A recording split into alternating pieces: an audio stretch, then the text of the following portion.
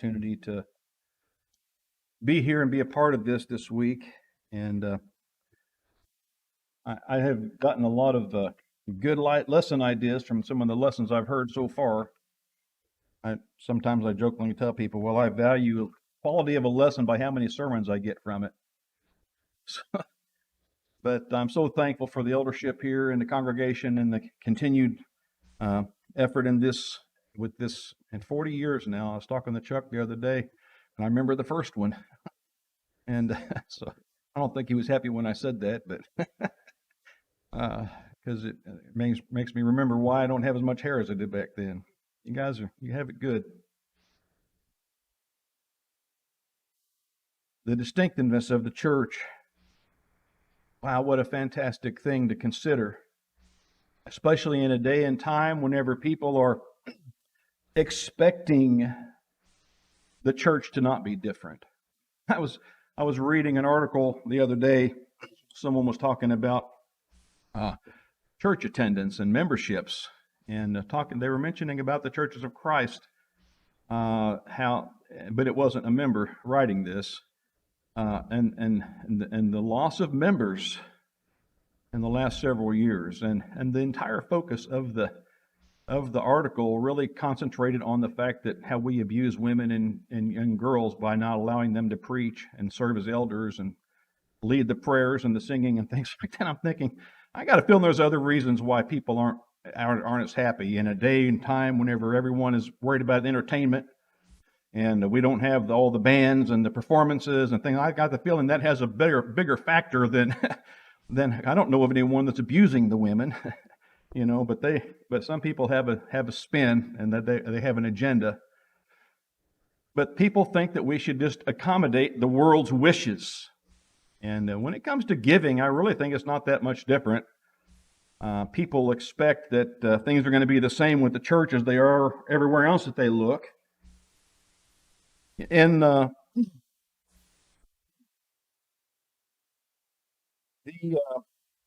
1 Corinthians chapter 16, we have a great text which kind of summarizes several points about giving.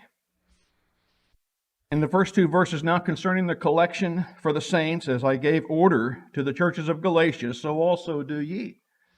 On the first day of the week, let each one of you lay by him in store as he may prosper, that no collections be made when I come. When we look at this, we're actually seeing four main points about giving. We find purpose, a godly purpose, a biblical purpose. In this case, it was a collection for the saints. It wasn't for a sports team, or some kind of an entertainment adventure, taking the kids on an adventurous trip somewhere. It was for the saints. We see the purpose. We see the day on the first day of the week. We see the participants, as that each one of you writing to Christians, and we see the assembly. Now, he doesn't say while you're gathered together, but what he does say, we have to infer that, because he says, so that there will be no gatherings when I come, which means it's being gathered week by week. And you're only going to gather it if you're together week by week.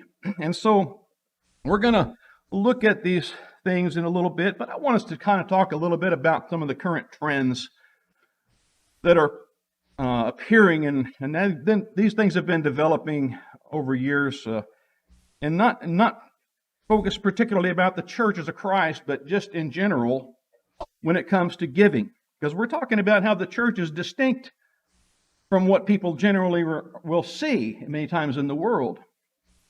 And there is an article by CFAjournal.com, and this is not a religious site. They really, it looks like they focus on economics more than other things. So they talk about, the article is entitled How Churches Make Money.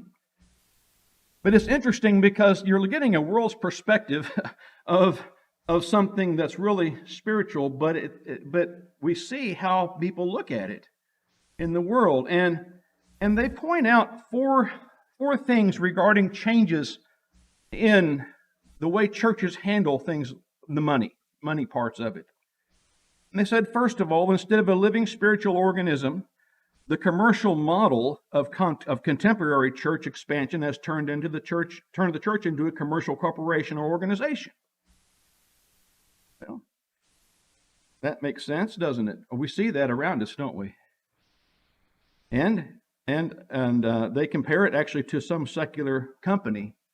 And so they're looking at it from that perspective. Secondly, a societal necessity instead of God has been elevated to the status of supremacy in the church. Third, the church has evolved into a more pragmatic organization. That didn't start in the last decade.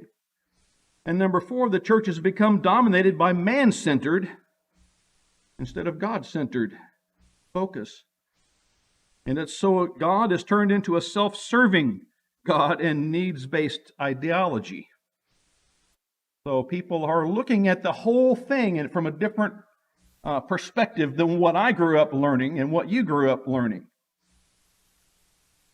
Now, as the article continues, they enumerate some of the ways, and I'm not doing exact quotes from this, but it's easy to look this up. But they enumerated some of the ways that modern and these man-centered churches can increase their revenues. One, online donations. First thing on the list. And we're seeing that all over the place. Property renting. T-shirt sales and other things like that as fundraisers. Requesting sponsorship for church-related activities. Crowdfunding. Some of you may not know what that is. If you don't know, you can talk to someone probably down the road from you. They'll be able to explain it to you.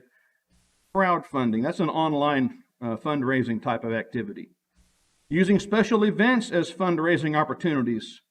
And they're thinking about like special Easter celebrations and Christmas celebrations where you charge, to come to participate in it, things like that. Talent competition shows or other things like sing-a-thons. I remember just 3 or 4 years ago, there was a congregation in Davao City that actually sold tickets. They set up a band and had a concert. It wasn't religious songs, but they sold tickets to a fundraising concert in the chapel to raise funds for the Ladies' Day that they were supposed to be sponsoring as a congregation. This is not far from us. But I remember too, because there are other things besides these that people have been doing for a long time. A lot of other methods have been utilized to raise funds by people who don't really want to follow the Bible. Auctions of donated items, rummage sales, bake sales, bingo and raffle and other forms of gambling. I remember having someone knock on the door several years ago, and they were trying to explain to me that I really, really needed the information that was in this little booklet that they were trying to sell me, that I needed that information to know it so I could go to heaven. I said, you mean that I have to have that information so that I'll know how to go to heaven, and you want me to buy it from you? You're not willing to give it away? They gave it to me. Okay. I wasn't trying to shame them into giving it to me. I was trying to make a point. I'm not selling you the truth. God's the one that purchased the truth. He's the one that gave us the gospel, and Christ was the one that paid the price for it, not me. And I just got to share it with you. But, that's the way people have been. Car washes. Now, maybe not so much as on site, but the car wash down the street from our house, they offer fundraising opportunities for churches and for schools and other nonprofit organizations. Some years ago, I was told that a huge percentage of the business real estate in Independence, Missouri was owned by at that time, the reorganized Latter-day Saints. Now it's called the Community of Christ. Imagine that. How much tax revenue of business rental properties is the city missing out on because a nonprofit is in the profit-making business but doesn't have to pay taxes on it? And so all the residents have to make up for that in some way, don't they? But that's the business. That's the big business, the big money business of churches. And this is not something that's new to our generation. Folks, like I said, these things are not really that far from us. Some of our own brethren have been doing some of these things as well for years. I've known congregations that had a rental property. I know at least one that repented and got out of that business, but that's the way they were funding their work. We had a brother that wanted us to keep a big old billboard on the property out in California so we could get that rental check every month from the sign company, without even considering the fact that by having that billboard on the property, we weren't even able to put a sign on the front of the building that said who meets there, because we were way over the allotted square footage of signage for that piece of property. And it cost us $20,000 to buy out the lease because he hid the fact that the lease was up for renewal and didn't share it with the men, let the men decide to break the lease in time. But we paid the 20 grand and we got out of it so we could put a sign, and we stopped getting that rental property business. But people just lose their minds and lose all sense of sound reasoning when it comes to money sometimes. And money is not what makes the world go around, no matter how nice the song sounds, okay? Money is not what makes the world go around. The world was going around and around a long time before money was ever thought of, okay? So it existed before that, and it's going to exist after that. The money's not the issue. But one of the things that was stark shock to me, actually, whenever I visited the Philippines the first time doing some ministry there, was how common a practice it is for churches to sponsor some kind of an event like we're doing here, and charge a registration fee. You want to come, you're going to pay a registration fee. And they just almost expect it over there, that they're going to get revenue from the attendees for coming. And that's being practiced by some of our brethren in this states for events that congregations supposedly sponsor as well. Publishing and selling lectureship books or journals, such as The Spiritual Sword. I've never ever paid for a subscription for that, but they do sell them. And if you wanted to buy a copy there, you're going to buy it from the church, not from some individual who's privately sponsoring that publication company. The church owns a publication company and makes revenue from it. I don't agree with that, folks. I don't think that fits the pattern of what the Bible says any more than renting a house or renting commercial real estate does. But we're going to see what the Bible says about the funding and the giving in the church and the purpose and the method that God has authorized. The church is not supposed to be in the selling business. Now, if you as an individual or if a team of you want to team up and form some kind of a private entity and want to do those kind of things and then donate all or part of it to the church, that's completely up to you. But that's not the work that God gave the church. He didn't put us in the business of making money. He put us in the business of saving souls. And that's what our job needs to be. Can you imagine Paul charging admission to one of his lectureships or one of his teaching engagements? And I was talking to Chuck about it. I said, I'm not sure if I want to use this, but I think I will. We were just studying the triumphal entry of Christ into Jerusalem here a couple of weeks ago in our Sunday morning class. You know, there was a group of Greeks that had approached Philip and said, we wish we could have seen Jesus. I just wonder, maybe they couldn't afford the ticket. What if they just sold tickets to see that great triumphal entry into Jerusalem? What's the difference in that and selling tickets to come to a lectureship or some other event that the church has? I just don't see the difference, folks. I'm sorry. Maybe you can see something that I don't. I'm not in here to try to just harm anybody or to hurt anyone's feelings, but the reality is we're going to see that God gave us a plan for funding the work of the church. And we need to stick with that plan and trust God that it's going to be enough. Donate buttons have also shamefully been appearing on websites of churches of Christ around the world.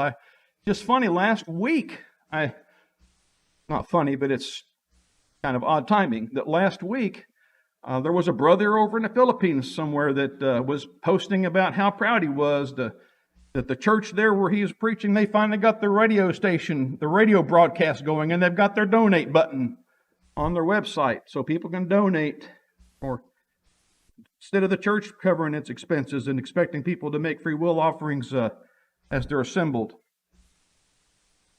We expect it from the money-hungry denominations, but we don't expect it from our brethren. We're going to look a little bit more closely at that a little bit later. But when we think about giving in the Church of Christ, giving in the churches of Christ is to be distinctive in its purpose from what we see in the religious world. The motivation for the giving is a huge factor, and it has to be a huge factor in Christian giving. And we see that it was in the beginning of the church. In 2 Corinthians chapter 8, verses 7 to 9, that as ye abound in everything, in faith and utterance and in knowledge and in all earnestness and in your love to us, see that you abound in this grace also. And he was talking there about their offerings that they were sending with them to go to Judea, to Jerusalem, to help people during a time of famine and drought. He says, I speak not by way of commandment, but as proving through the earnestness of others, sincerity also of your love. And here's what he says. For knowing the grace of our Lord Jesus Christ, that though he was rich, yet for your sakes he became poor, that you through his poverty might become rich. You know, this is presented in this context as a motivator. Christ became poor to make us rich. And we need to think about that as we think about our contributions and our offerings in the collection, in the giving, our contributions. Because that is a great motivator. Christ sacrificed so much, and we can sacrifice for him as well. Also in Acts chapter 2, verses 44 and 45, we see how at the beginning of the church, and all that believed were together and had all things common, and they sold their possessions and goods and parted to them all according as any man had need. This wasn't something that comes across as that they were being pressured or somehow forced into this grudgingly. This comes across as people that were ready and willing to try to help their brethren in a kind of an unusual time of need. It wasn't a perpetual thing, a time of need. It was an unusual situation that existed there, and there were unusual needs, and they rose above it and they satisfied those needs. And so the similar thing is discussed in Acts chapter 11. It says now in verse 27, now in these days there came down prophets from Jerusalem into Antioch. And there stood up one of them named Agabus, and signified by the Spirit that there should be a great famine over all the world, which came to pass in the days of Claudius. And the disciples, every man according to his ability, determined to send relief unto the brethren that dwelt in Judea, which they also did, sending it to the elders by the hand of Barnabas and Saul. And so you see there again the motivation. There's a need for our brethren. There's something that's come up and that's beyond their ability, and we're going to help them with that. And the same thing was happening whenever Paul wrote to the Corinthians, and we'll look at that a little bit later in 2 Corinthians chapters 8 and 9. But it was another famine, but it was the same type of situation. And it's interesting there because it included brethren from all over the world, Christians and everywhere that could hear about it. And they were wanting to help their brethren over there in Judea. We also see in 1 Timothy chapter 5 that from time to time there might be long-term needs on a more local basis. In 1 Timothy chapter 5, verses 3 to 5, honor widows that are widows indeed. But if any widow has children or grandchildren, let them learn first to show piety towards their own family and to requite their parents, for this is acceptable in the sight of God. Now that is a widow indeed, is desolate, has her hope set on God, and continueth in supplications and prayers night and day. And if we look just a few verses down, we see in verse 9 and 10, let none be enrolled as a widow under 80 years old, having been the wife of one man, well reported of for good works, if she hath brought up children, if she has used hospitality to strangers, if she hath washed the saints' feet, if she has relieved the afflicted, if she has diligently followed every good work. So we find then that churches might need to take the long-term care of truly Christian widows, and those with no family to care for them, and those who they have lived a life of service to God. The church needs to take care of them. But you don't see that coming across as someone being coerced, forced, pressured. You see that as people wanting to take care of someone that they love, that the church wants to help. The God has given us a threefold purpose as a church, the works that we are to focus upon. And you're familiar with these. But the church, God, His will needs to govern our commitments and our giving just as much as it does in the planning of the work. As has already been pointed out, although we, in one of the lessons here in the last couple of days, we might have feelings about things, and these other things we've looked at really were based on the motivations of feelings. I can sympathize or I can empathize with your needs, and I want to try to help. And that's an emotional, compelling, you feel like you just have to do something to help, and the brethren were doing it. But truth is what needs to be our guide. And so while the emotion will help to motivate us, truth guides our decisions about how we handle those things. So we may feel compelled based upon the things which we've already considered, but the work assigned to the church will provide a sense of duty. And sometimes our giving may be to supply needs that are a sense of duty, even if we don't feel an emotional attachment to that particular deed or that particular work. And I'm sure that some of these things we're going to look at two examples here, but some people will have a stronger emotional connection to one of these than other people will, because supporting preachers is not something everyone's real thrilled about. But evangelism and edification and benevolence are expressly assigned responsibilities of the church by God. And among these, the spiritual purpose of evangelism and the edification. We're talking about saving souls and keeping them saved. That must take precedence in our priorities. Although Jesus did, the Bible says in Acts 10 and verse 38, that He went about doing good. And He fed thousands on 2 different occasions in His ministry. He wasn't going around just looking for opportunities to do good deeds and feed people.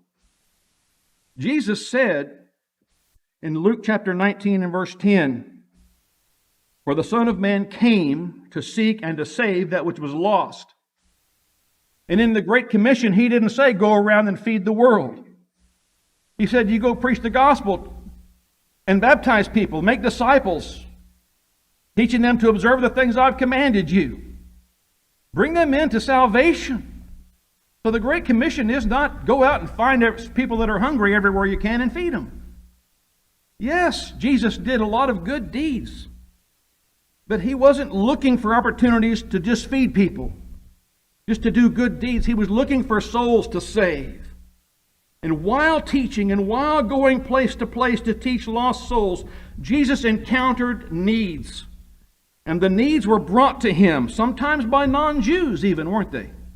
And His goodness and His compassion moved Him to help, but He never lost sight of His primary purpose, and that was to save souls. Churches today who set up and advertise benevolent services that are just perpetual and ongoing are not following the pattern and the purpose revealed in the Scripture. They're seeking the hungry or needy rather than seeking the lost. You know, Jesus made one interesting point, and whenever Mary came and broke that alabaster ointment, he said, "Look, you have the poor. You're going to have the poor with you. You're always going to have the poor with you. You can help them whenever you want to. You don't always have me with you." That's a spiritual honoring of Christ, and that takes precedent over feeding the poor.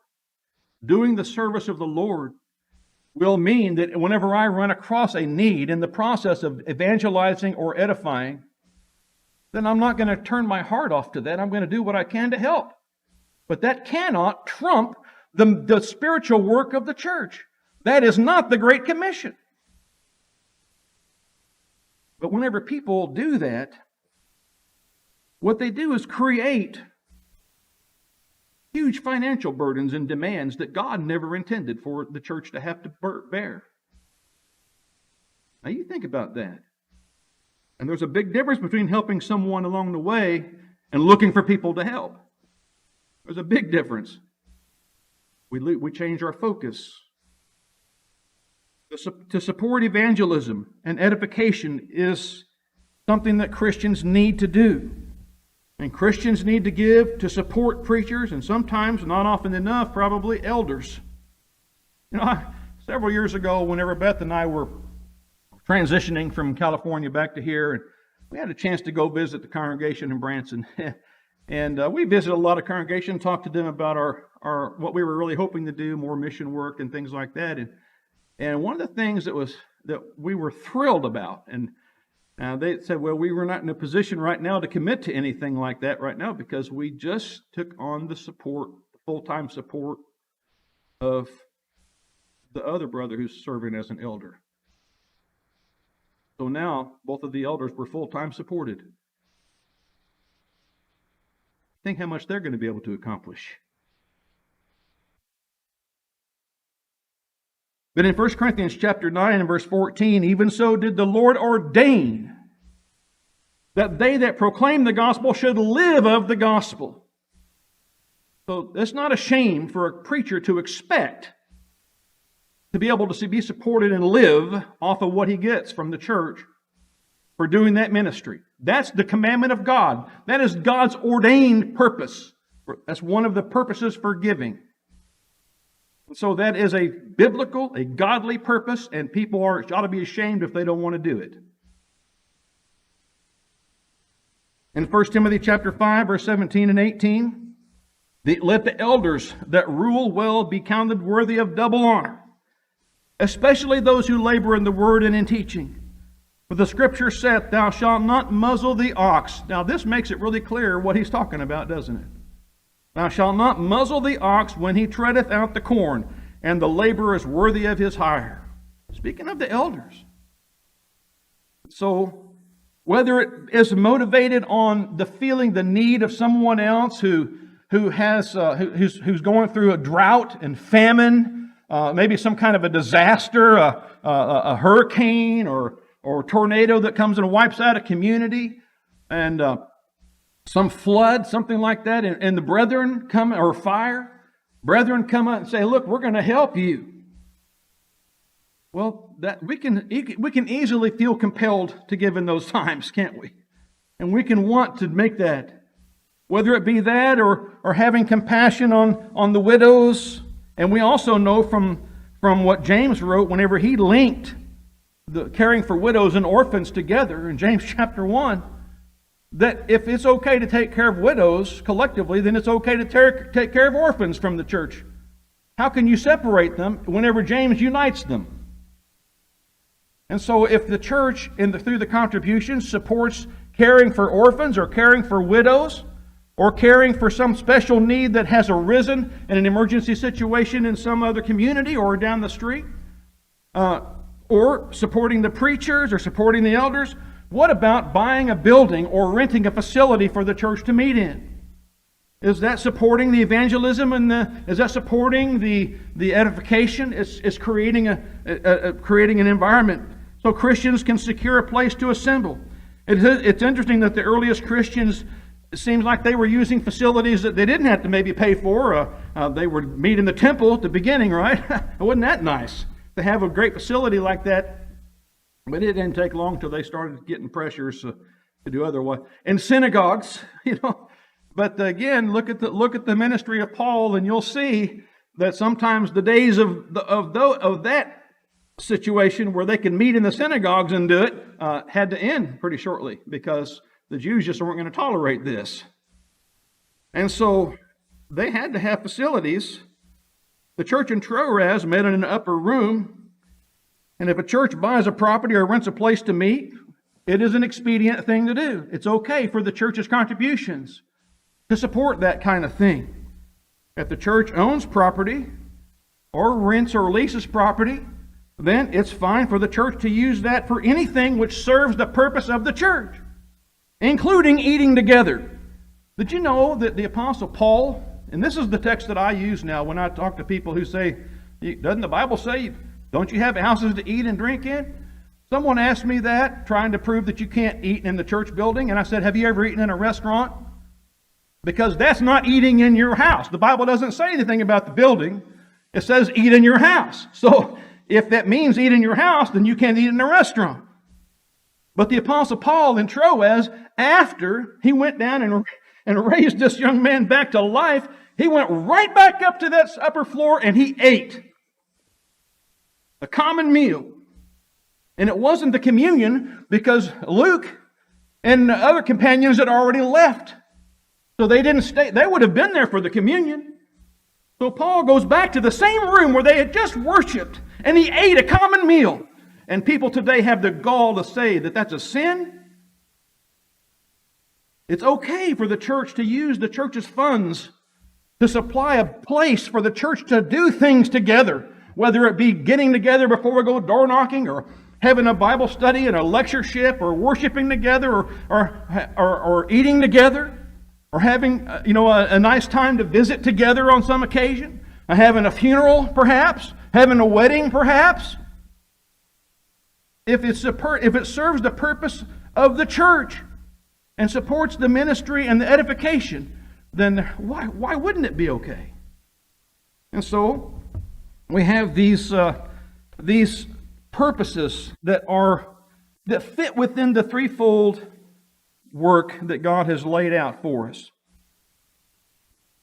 It's okay for the church to produce materials, teaching materials, and maybe to house someone who has a need from time to time. What would be wrong with that? It would be fulfilling the duties that God has assigned to us. Anything which supports the commanded duties.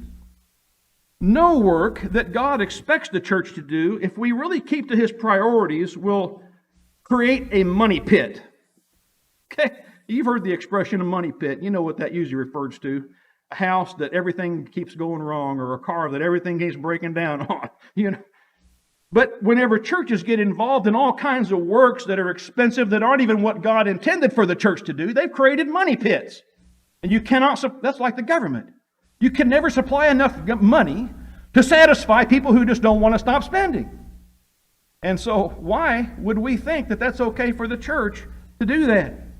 As churches venture beyond these works and seek to satisfy those sensual expectations that were mentioned at the beginning of the lesson of the world, the financial demands will increase exponentially. And any congregation really can be evangelistic. Any congregation can edify one another and help one another's needs that they meet in the process. These do not demand finances generally that are beyond the means. I know that in some cases, like what happened in the famine in Judea, that was something beyond their means. But congregations were able to work together in those cases.